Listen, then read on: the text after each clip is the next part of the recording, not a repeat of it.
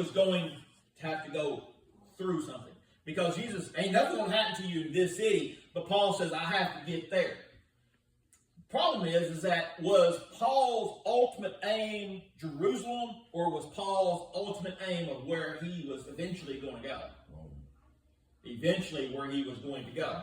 But his eventual goal was heaven. That was his eventual goal. The problem is that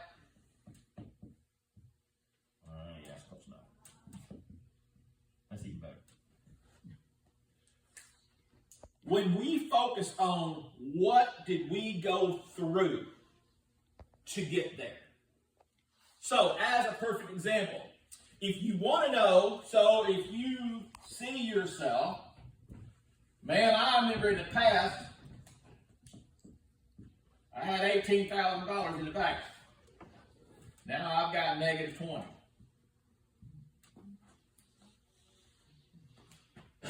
Well, how did you get there? Well, I went through my money. Well, how did you go through your money? In other words, what were the steps that you went through? What did you do?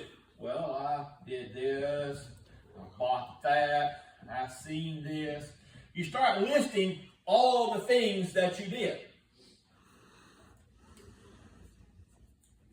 These are the things that you went through.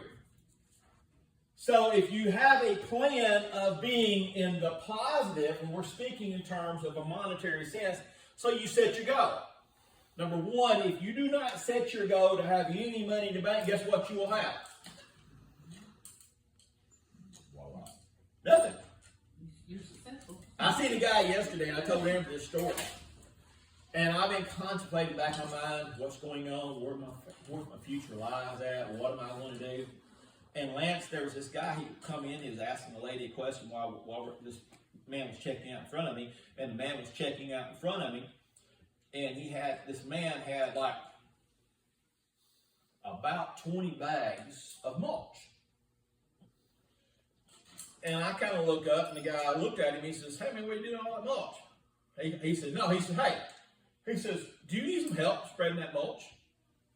And instantly, Lance, I'm like, amazed. That here's a guy standing in Home Depot asking somebody, hey man, you need help? He was not asking him to help him because he wanted it, as far as just being a good old guy. He was saying, I need a job.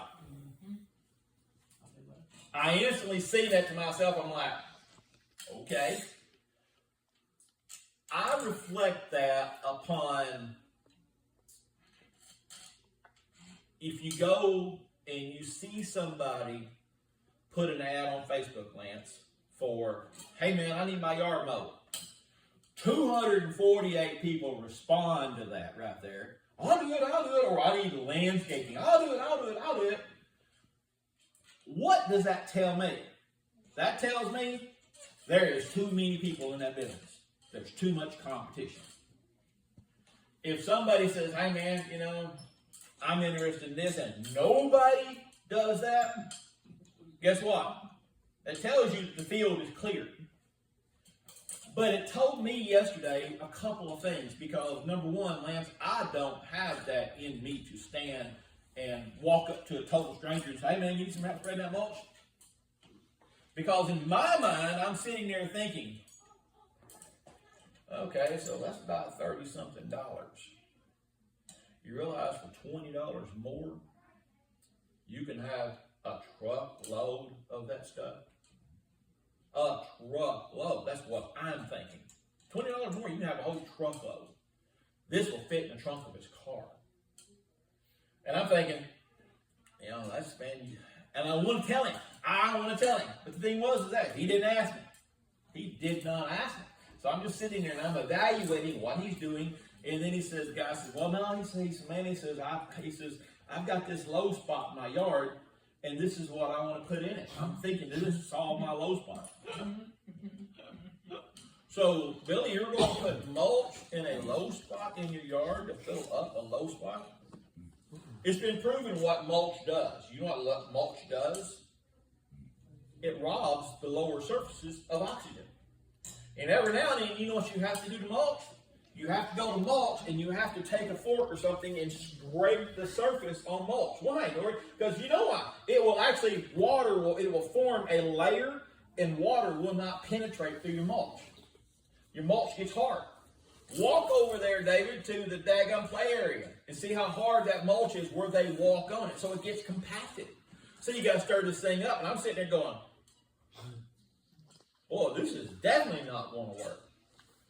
I ain't said a word because I'm still reflecting upon the boldness of this guy, but it also told me the disparity of this market. Instantly, just by paying attention. It told me where I was at, but it also told me, I also seen what I was not willing to go through to get there. So in other words, Dory, if I wanted this business, if I wanted to succeed, this is what I've got to be willing to go through.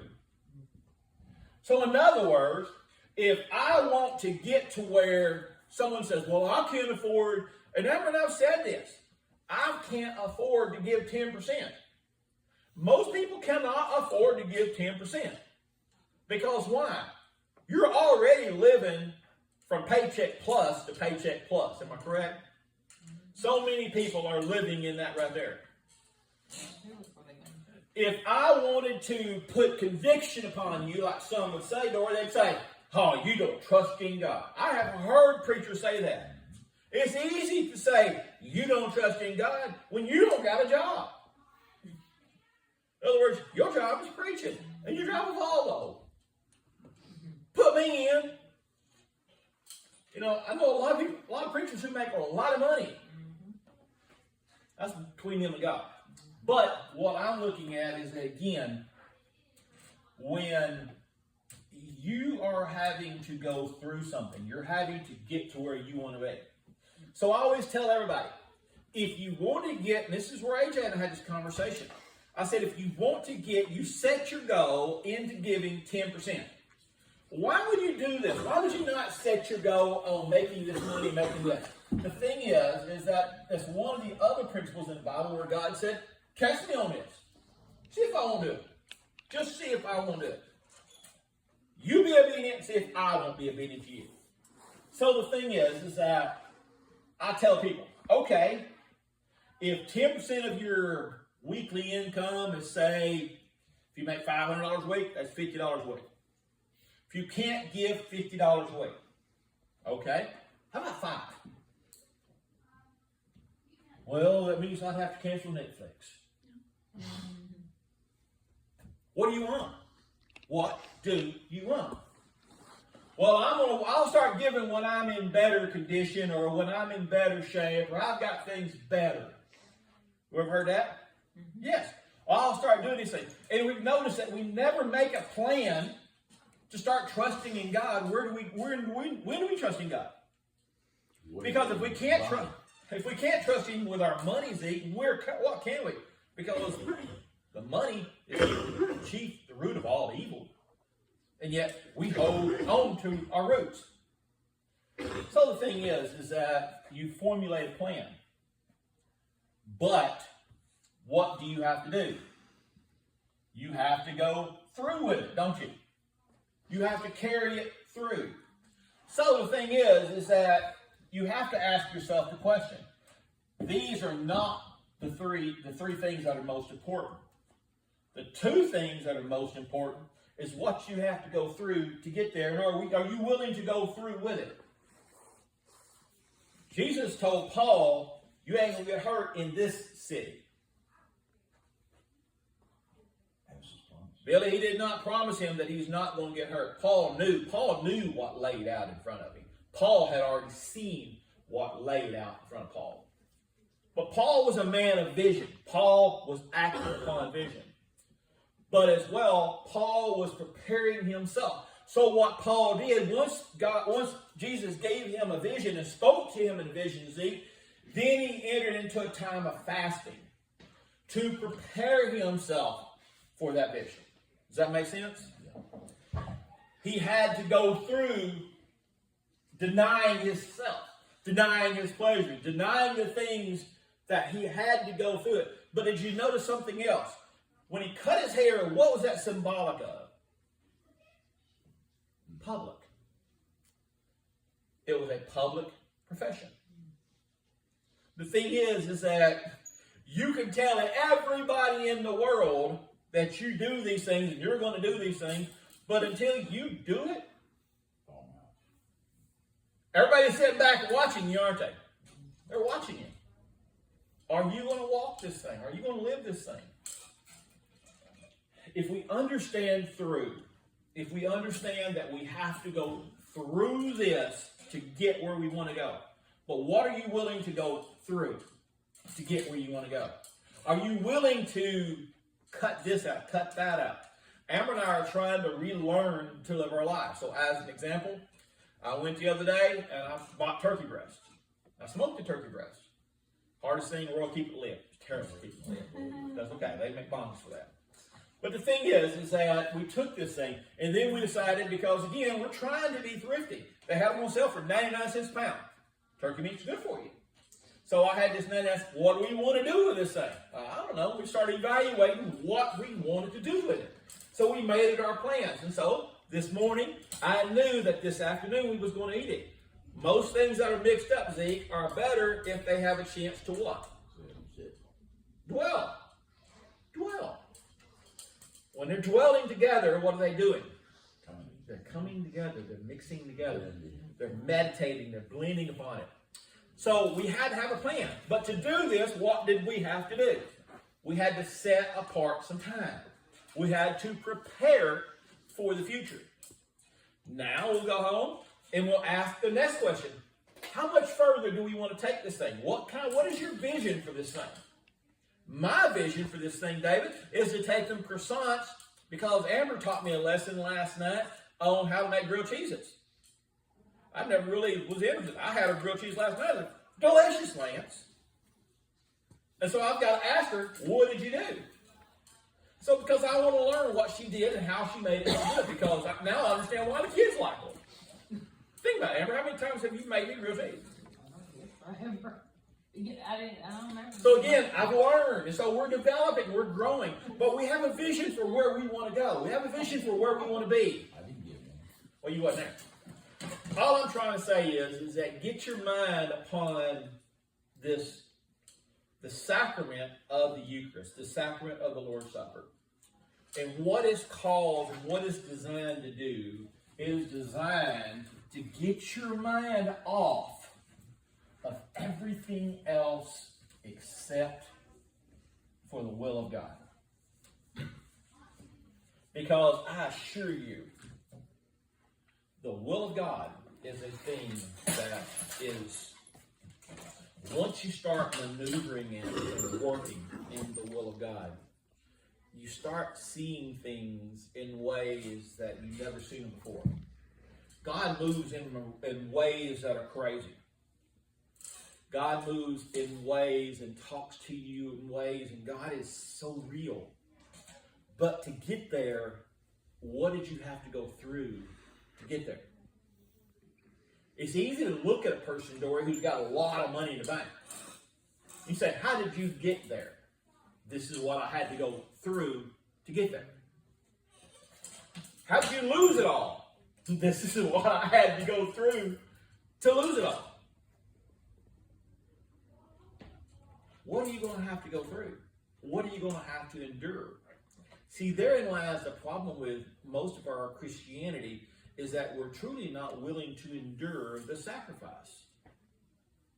To where Paul had to sacrifice. Now, you think somebody like Paul was, the story goes, with so much of everything that Paul did and said and accomplished, that you wouldn't think that, I would think that personally, if Jesus appeared to me in a vision and spoke to me, Lance, I don't know about you, but I think I was in pretty good shape that Jesus would speak to me in a vision. And he strictly said it was Jesus speaking to him in a vision. And again, David, I only thought even what you did a while ago. But it says clearly right there, and it's even in red letters. I was like, why you got red letters in Acts? And in chapter 18, why is it here? Just kind of pops up that Jesus spoke to him in a vision. But Paul realized that in his vision, he realized that he is not prepared for what he's got to go through. So Paul took it upon himself to prepare himself for where he wanted to go. So you have to take it upon yourself to prepare yourself. But the last thing I want to pull back out, did you notice that in Paul's preparing himself for where he wanted to go, he was faced with the temptation of staying where he was at? Because he sat there for 18 months and preached for 18 months in the same place, and he had a lot of success there. Paul didn't have to go and go face all these things. Paul knew what was down the road. It was his death. He knew that. He knew it was coming. He'd done seen that. And he's sitting there, man, he's like, I mean, this is kind of cool right here. I like this area. I can stay right here.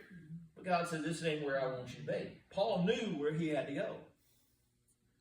And isn't it tempting that people would say, hey, man, we want you to stay here because we like you here. Sound familiar, Lance? But what do you have to say? This is not. I had to remind a friend of mine the other day. He gave me a CD. And in this CD, I had listened to it for so many times. It's one of the few times I've actually listened to preachers. But one of the things it talked about the pool of Bethesda. And about the guy that once he was healed, he said, don't go here, don't go there, don't go there, but go home. And he says, I want you to leave. And when they ask you, he says, you don't tell them. He says, you don't have to tell them why you can no longer abide with them. You just got to go. You owe them no explanation. You got to go. To get where God wants you to go at, he said, God told him to go here. This is conditional upon your healing. Go there. But everybody else said, like, hey, man, you can explain us, talk to us, tell us everything. And he says, you don't owe them that. And I wondered about this thing for like a couple of years. Like, why am I hearing about this right here, about